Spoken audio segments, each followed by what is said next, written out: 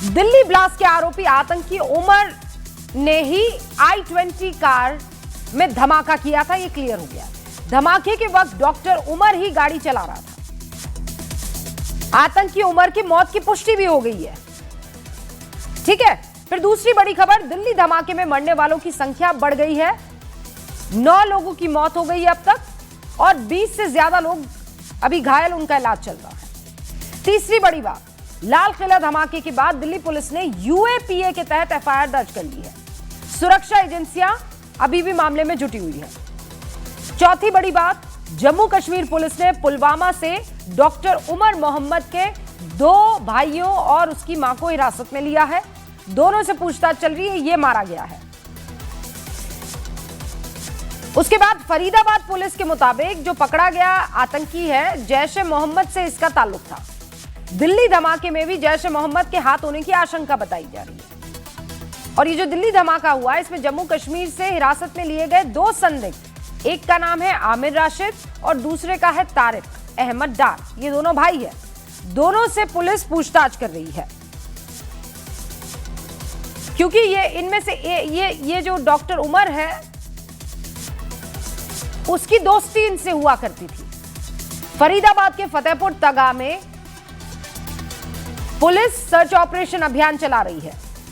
हर घर, हर दुकान की तलाशी ली जा रही है। अलग अलग टीमें बनाई गई है क्योंकि इसी गांव में 2500 किलो विस्फोटक बरामद हुआ था। दिल्ली धमाके में इस्तेमाल I-20 कार की एक्सक्लूसिव तस्वीरें भी सामने आ गई है, आपके सामने है।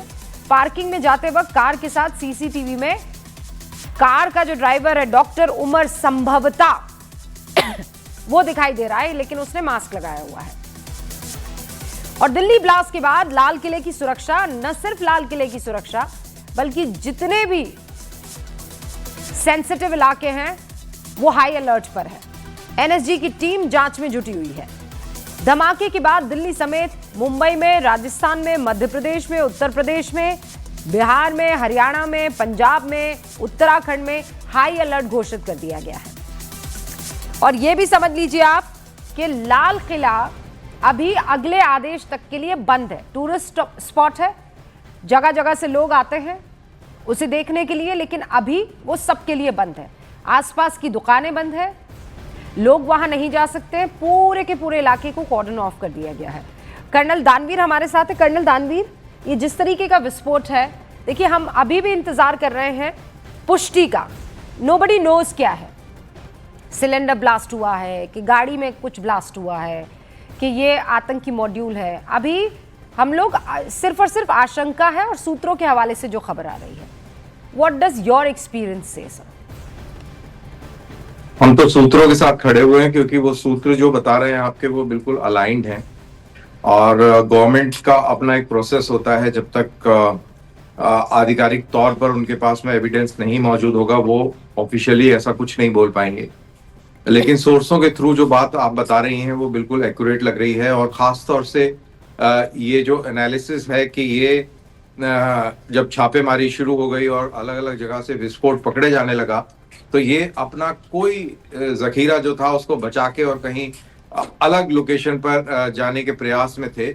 और रास्ते के अंदर, क्योंकि एक्सप्लोजिव अमोनियम नाइट्रेट तो कमर्शियल ग्रेड एक्सप्लोजिव है जो कि सेंसिटिव नहीं होता, लेकिन और एक्सप्लोजिव है जैसे पेटन है या RDX है, ये बहुत सेंसिटिव होता है और इसका ट्रांसपोर्टेशन भी बहुत तरीके से किया जाता है। तो प्रोबेबली डॉक्टर साहब को एक्सप्लोजिव हैंडल करना नहीं आता था और अभी प्रीलिम स्टेज में थे। ये लोग सिर्फ एक्सप्लोजिव जमा कर रहे थे और इसको आगे चलाने की इनकी सलाहियत नहीं थी।